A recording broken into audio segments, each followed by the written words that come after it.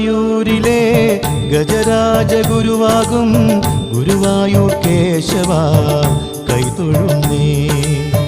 ഗുരുവായൂരിലെ ഗജരാജഗുരുവാകും ഗുരുവായൂർ കേശവ കൈതൊഴുന്നേ.